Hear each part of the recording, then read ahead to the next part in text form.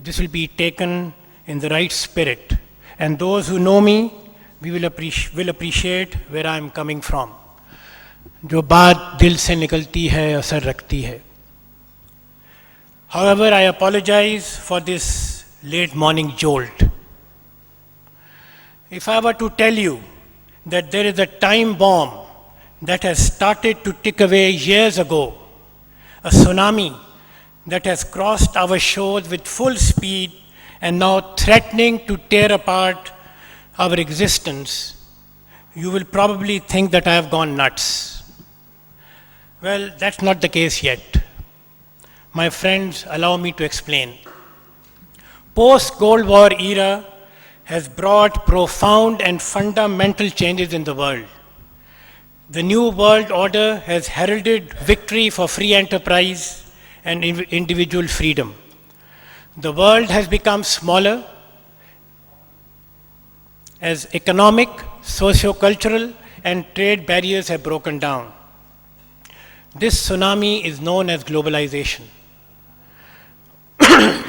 Where do we as a nation and we as a business community stand in reversing this tide back to where it belongs? In diffusing this time bomb that is called globalization. And what is our track record on this account? And how are we rising to this challenge? Friends, this will form the basis of today's discourse. Communication and technological breakthroughs have enabled instant and in-depth information reaching every nook and corner, creating global customers with similar wants and aspirations, who are hungry for Western goods and services. Marketeers have responded by creating global brands and global services. Governments are also working together by necessity and sometimes by choice to create larger trade blocs, reducing tariffs, thereby increasing the free flow of goods and services across borders. Continued dominance, expansionism, economic superiority, and maturing of domestic markets of the West are fueling this drive towards globalization. Global and multinational corporations are being very effectively used as vehicles to export this phenomena worldwide. There are 5 key enablers that have assisted and continue to assist Western nations and the global companies in successfully exporting globalization. These are as follows. Number 1, concept of a company citizen as opposed to a nation citizen. Number 2, one system mindset and executional excellence. Number 3, creating leverage and scale. Creating and leveraging scale. Number 4, innovation and creativity. And last but not the least, service-oriented culture. Let us discuss each one of these in depth in our own context. Let's start with concept of a company citizen as opposed to a nation citizen. The notion of a nation citizen has fast given way to the idea of a professional becoming a company citizen. For example, as a nation citizen, you are a Pakistani, good for Pakistan only.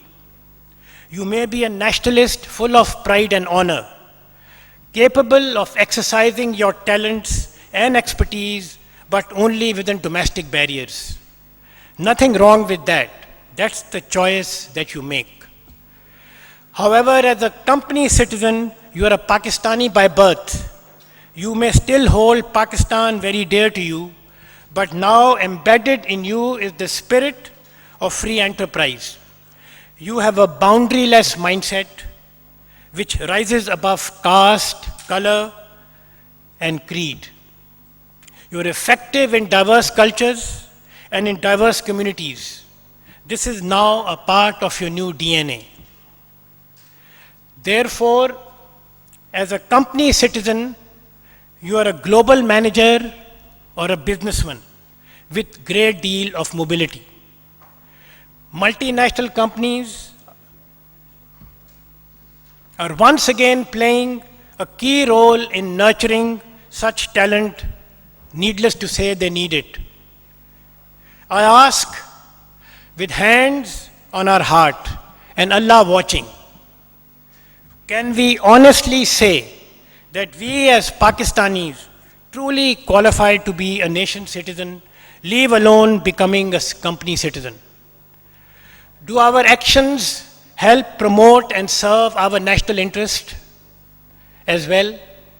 Let's pause and look deep inside and see what we can find. What do you think? Aren't we fragmented and divided as a nation? As individuals, some of us are second to none in the world. But put us together in a room and we explode.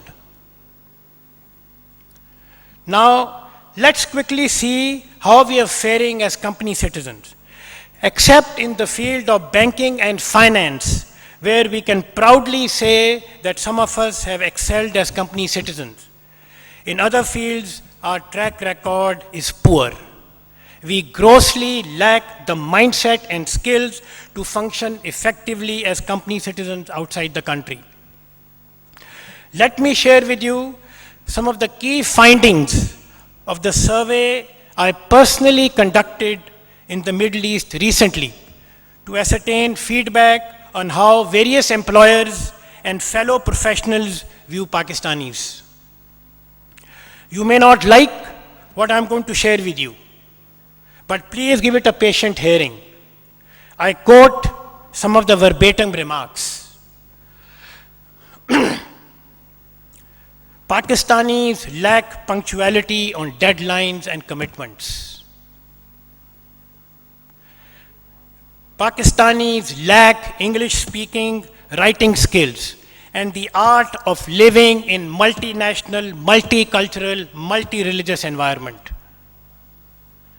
We have serious adjustment problems, especially with other nationalities and with the working environment and with food and lodging.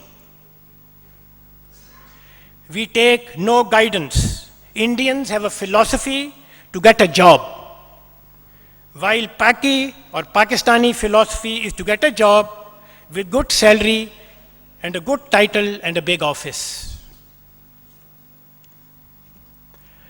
Pakistanis are more demanding and aggressive, thus you end up hiring Indians.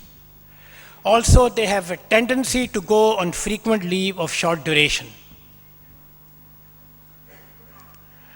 Pakistanis tend to expect special treatment, especially if their boss is a Pakistani. I unquote. What do you think? Does this make sense? Isn't there a serious issue here? Yes or no?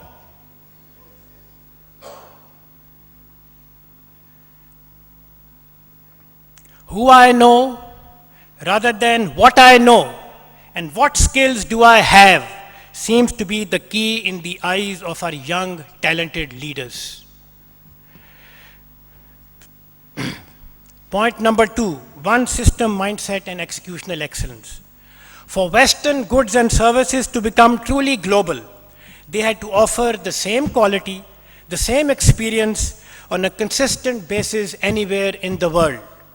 So if you are drinking Pepsi in the UK, and apologies to my friend from Coke here, or eating KFC in Faisalabad, or having our mouth-watering pizzas in Sialkot, they must evoke the same images and reactivate the same taste buds, irrespective of where you eat or drink these global brands. And to make this happen, a one-system approach is needed with processes, disciplines, and procedures clearly laid out. Thus, common operating mindsets and common operating platforms with maniacal